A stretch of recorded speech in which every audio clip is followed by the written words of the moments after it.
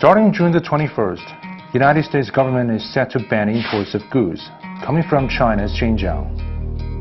Xinjiang produces 20% of world's cotton and accounts for half of global production of the raw material for semiconductors. This ban is likely to plunge global supply chains into further chaos. Despite all the high-minded rhetoric on human rights, the law enabling this ban actually came a long way from a piece of poorly produced fiction. So, how did a lie become law? First, let's take a look at the cause for this legislation. The so-called Uyghur Forced Labor Prevention Act was prompted by the claim that there was forced labor in Xinjiang. It was so bold to claim that the number of the people in Xinjiang subject to arbitrary detention and forced labor was estimated to be 1.8 million. But where did this number come from? A man named Adrian Zanz played a key role. Zanz is a so-called researcher from Germany. He has close ties to ultra-rightist groups. He has only been to Xinjiang once as a tourist, but it didn't seem to hurt his reputation as a Xinjiang expert on Western media. In 2018, Zanz was among the first to claim that the total number of detainees in Xinjiang might reach over 1 million. The number 1 million soon paraded into the legislative process of the U.S. Uyghur Human Rights Policy Act that started in early 2019. And after Zanz casually upped the number to 1.8 million in his 2019 report, the new figure almost immediately found its way into the bill that later shaped to be the so-called Uyghur Forced Labor Prevention Act. But how did Zanz come up with those numbers? The number 1 million first surfaced in Zanz's report in 2018. Curiously, Zanz's groundbreaking finding was attributed to a story in Japanese. And this story in turn cited the figure 890,000, which was cobbled together by a Xinjiang separatist outlet named Istiklal TV. That is to say, a fishy third-hand account was packaged into Zanz's study to prove the validity of mass detention. But this shady finding soon hogged the news headlines, and Zanz's claim even prompted Mike Pompeo to play fast and loose with a genocidal accusation on China. Since the U.S. Xinjiang embargo is allegedly designed to prevent forced labor, then how did Zanz prove the existence of forced labor in Xinjiang in the first place?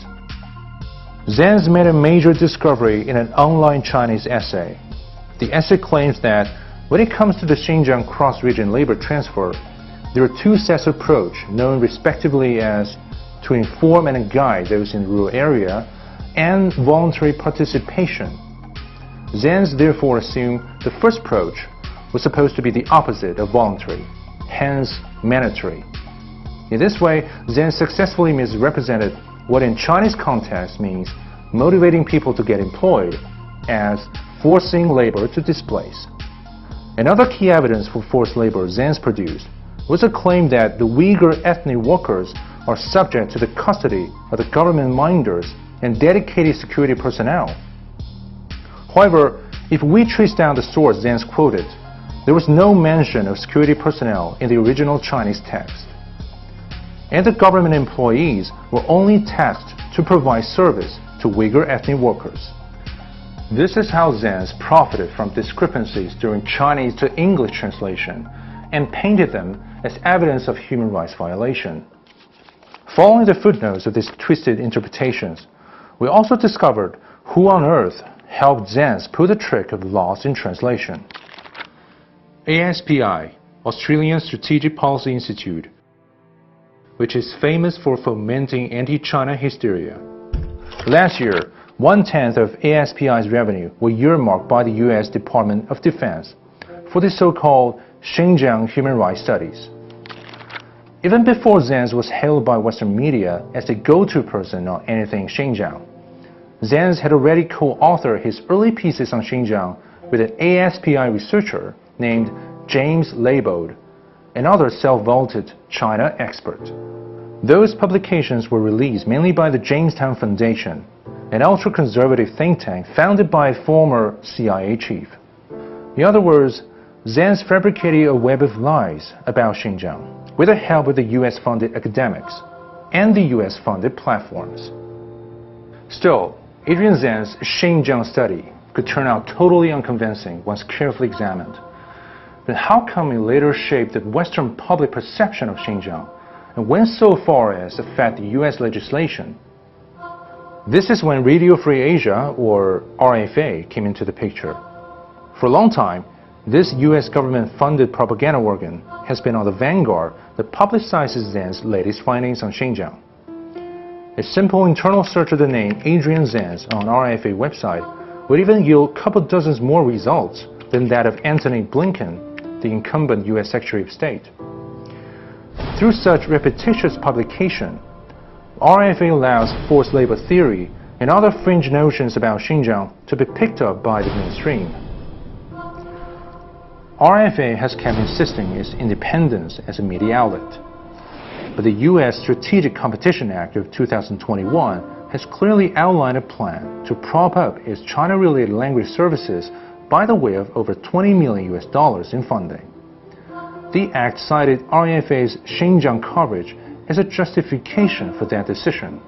RFA's connections in the United States politics goes even further. Rushan Abbas, for example, was the first correspondent in RFA's Uyghur service.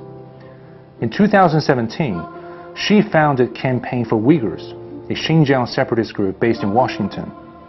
This organization was funded by U.S. National Endowment for Democracy.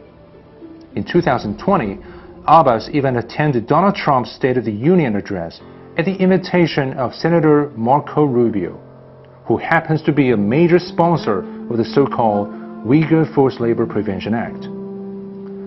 RFA helped Zanz rise into global stardom, but it was the mainstream Western media that enabled him to wreak havoc. In particular, BBC reached out to Zanz for more findings on Xinjiang, and Zanz proudly boasted a 17,000-word report with 163 footnotes. But apparently, those words and footnotes were not duly verified by the media. Instead, Zanz's baseless claims on Xinjiang were presented to a wider audience under lyric headlines, again, again, and again. Finally, the time was ripe. Zanz was asked to testify before U.S. Congress.